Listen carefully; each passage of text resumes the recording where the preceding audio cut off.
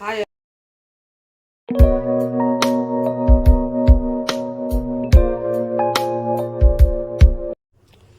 Hi hello வாங்க, எப்படி இருக்கிறீங்க? நல்லா இருக்கிறீங்களா? இன்றைக்கி அஸ்வினி சீக்ரெட் சமையலில் வந்து நம்ம குழிப்பணியாரம் செய்ய போகிறோங்க.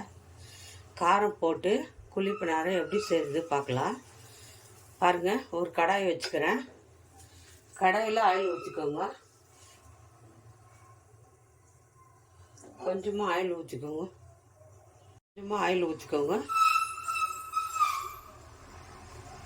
ஆயில் ஊற்றிட்டு கடுகு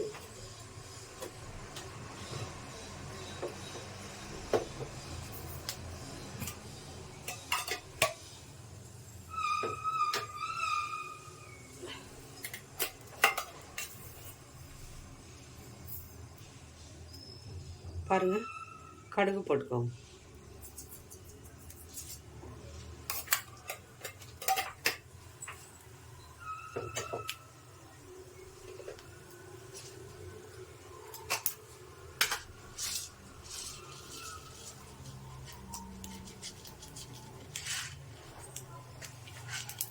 அது கூட கொஞ்சம் பாருங்கள், உளுத்தம்பருப்பு, கடலைப்பருப்பு ஒரு ஸ்பூன் போட்டுக்கோங்க.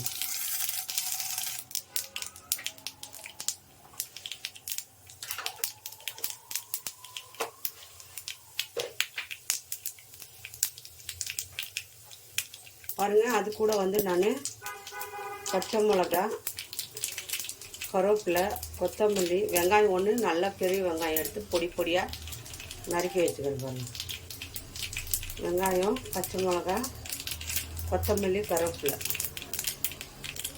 வெங்காயம் போட்டுக்கலாம்.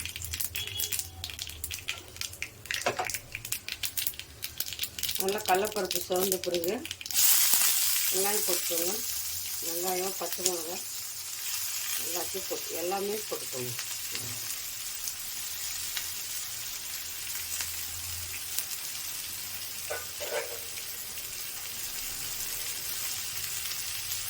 போட்டு நல்லா வதக்கிடுங்க.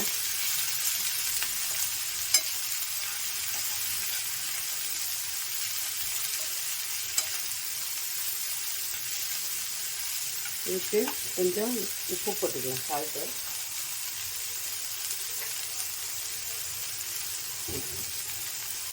ஏற்கனவே மாவில் நான் உப்பு போட்டுக்கிறேன். இதில் கொஞ்சோண்டு வெங்காயத்தில் உப்பு போட்டுக்கிறேன். கொஞ்சம் வதங்கட்டும்.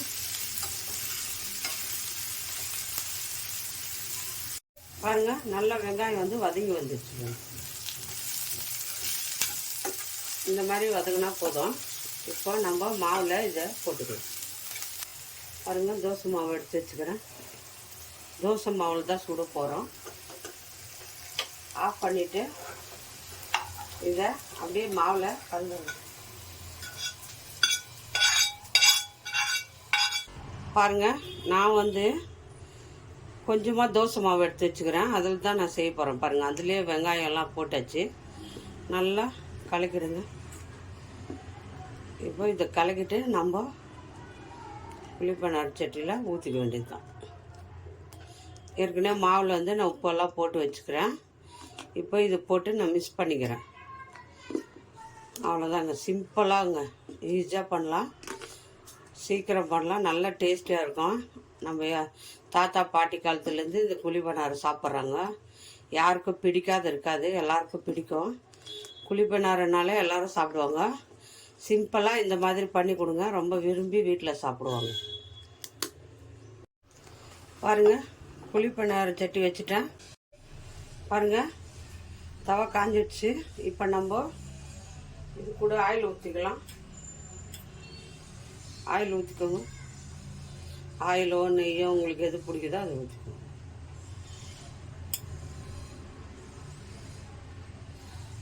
ஊற்றிட்டு நம்ம கலக்கி வச்ச மாவை ஊற்றிக்கணும். அவ்வளோதான், சிம்பிளான டிஷ். பாருங்கள், மாவு ஊற்றிக்கலாம். மாவு வந்து ரொம்ப கெட்டி இருக்கக்கூடாது, கொஞ்சம் மீடியமாக இருக்கணும் தண்ணி. பாருங்கள், கெட்டியாக இருந்தால் மாவு ஆகிடும். கொஞ்சம் தண்ணியாக ஊற்றுங்க. இந்த மாதிரி தண்ணியாக இருக்கணும் மாவு. அப்படியே கெட்டி இருந்து ஊற்றணுங்கன்னா மாவு ஆகிடும் பணியாரம். அதனால் தண்ணியாக ஊற்றுங்க. இப்போ ஊற்றிக்கலாம்.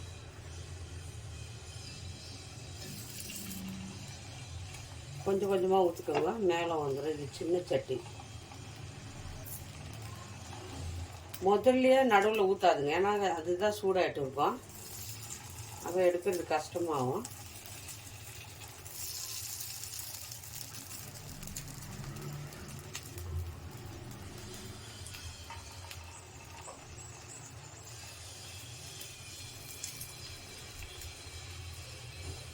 இப்போ நடுவில் லாஸ்ட்டில் நடுவில் ஊற்றிக்கோங்க, ஏன்னா சீக்கிரமாக வெந்துடும். அதுதான் பாருங்கள். அது மேலே கொஞ்சம் ஆயில் ஊற்றிக்கோங்க, அது மேலே கொஞ்சம் ஆயில்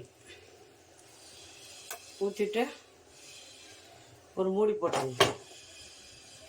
ஒரு 5 நிமிஷம் மீடியமாக வச்சு வேக வைங்க. அப்படியே பாருங்கள், ஒன்று ஒன்றா எடுத்துக்கலாம். பாருங்கள், சூப்பராக இருக்குது பணியாரம். இந்த பணியாரம் வீட்டில் எல்லாரும் செஞ்சு சாப்பிடுங்க, நல்லாயிருக்கும். டக்குன்னு பாருங்கள்.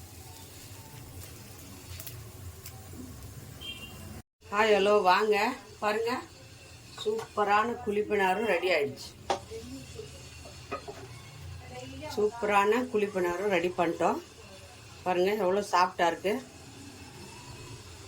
இந்த குழிப்பணியாரம் எல்லாருக்கும் பிடிக்கும். அந்த காலத்துலேருந்து இந்த காலம் வரைக்கும் நம்ம இதை சாப்பிட்றோம். டேஸ்டியாக இருக்கும், நல்லாவும் இருக்கும். இந்த குழிப்பணியாரம் பாருங்கள் எவ்வளோ சாஃப்டாக இருக்குது. கடலப்பருப்பு, உளுத்தம்பருப்பெல்லாம் போட்டு நல்லா சூப்பராக டேஸ்டியாக இப்படி சட்னி தொட்டு இதில் இப்படி சாப்பிட்ணுங்க. ரொம்ப நல்லாயிருக்கும். யார் யாருக்கு இந்த குழிப்பணியாரம் பிடிக்குமோ லைக் பண்ணுங்கள், ஷேர் பண்ணுங்கள், கமெண்ட் பண்ணுங்கள்.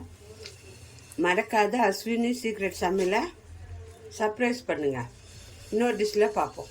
பாய்.